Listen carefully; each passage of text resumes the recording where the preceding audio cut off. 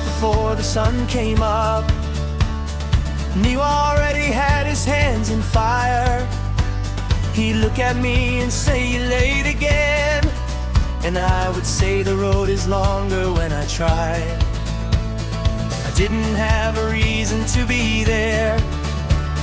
I didn't have a skill to offer up. But Niwa never asked for one. He just poured tea and handed me a cup.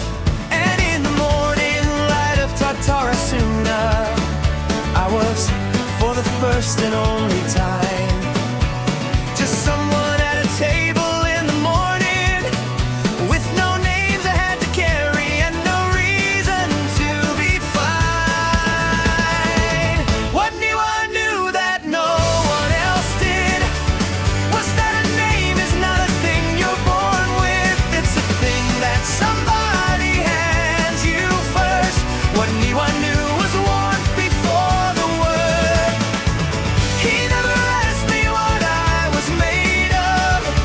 He never counted up my sins.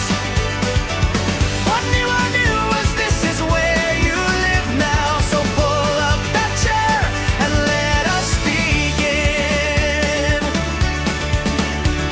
He taught me how the different metals speak, how you can hear the steel when it's content. A blade that's forced will crack along the spine. A blade that's chosen settles into its bent. I thought that was a lesson about swords. I think now it was a lesson about me.